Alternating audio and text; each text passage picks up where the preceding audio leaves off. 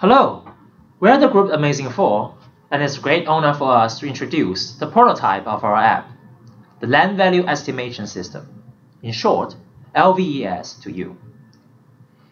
Our app comprises three main sections, namely the historical transaction data, land value estimation, and finally, land portion estimation. Now, we will introduce these functions one by one. The first page shows historical transaction data extracted from the Bureau of Land and Resources in Beijing. Here, we use the example of Shunyi District in 2014. On the map, the classification of historical transactions are shown in different colors. Blue for residential, red for commercial, and yellow for industrial. The specific address of transactions are also shown in the table below. We may select the interested transactions through clicking corresponding address in the table, or simply the point on the map, like this. The information of transactions will be shown on the right. Price in comparison with benchmark price, and the transaction price. So, we could compare whatever transactions and whatever numbers of transactions we are interested in by this function, just like this. So let's move to the second part of our program. The second function is estimating land value of a specific land. For our estimation, we use a regression function and parameters are land quality, benchmark price, population density, and economic development. This intends to cover basic factors of the market price. First, let's amplify the map and choose the point of interest. Click it, click OK, and the related benchmark area is shown in the table on the left. After that, we should enter the area of the land in the input box, for example, 100 square meters, and click Enter. Oh, the estimated value is shown on the right according to our regression functions.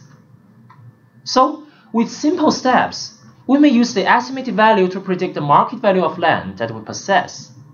Or, we can justify if the price offered by a buyer or seller of this piece of land is reasonable or not.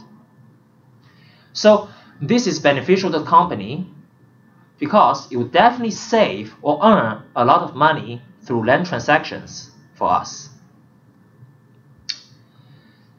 Now, let's move to the last page. We could estimate the land portion of a specific company and by using data from its balance sheet extracted from the annual report. We may judge whether there is a probable estimation risk or not. Remember, it is important that the balance sheet information should be uploaded in a defined format. So, here's an example. By clicking the company in the table, for example, Company 1, all its land are shown in the map, and the size of circle represents the value of land. So you can see these two values of lands. And we could also see its estimated value of total value of land on the right. In this example, 122 millions. Compared with the book value from balance sheet, 75 millions.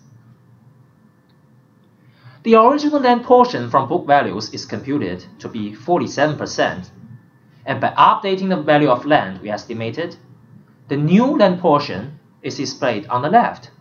This is 59%.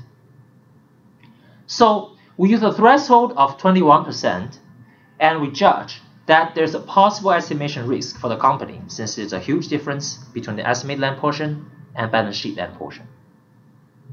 Similarly, if we take, for example, Company 6, through the same procedure, we can see that we predict there's no possible estimation risk, since the difference between estimated land portion and balance sheet land portion is relatively small. Of course, you may say that I don't want 21% as a threshold. Sure, you can make the change of threshold value in the code according to your tolerance of risk, any risk you like. So since the portion of land is extremely important for QFII investors, the land-rich companies, which means the land portion is over 50%, certain tax is charged for QFII investors. So by using this function, investors could judge if the company has intended to change the land value for some purposes, and if risk exists in land estimation with their own preference of risk. It could also raise concerns for you if the estimation portion of land is abnormally less than 50% compared to the balance sheet land portion. So you may wonder if the company may manipulate the land value to attract investors. So above all, these are the main functions in our app, LVES. We sincerely hope that by using our app, you could scan historical transactions quickly, you could estimate a single land value for prediction, or use it by land sales and purchases, and also judge the estimation risk of land, which is so closely associated to the tax exemption issues for QFII investors.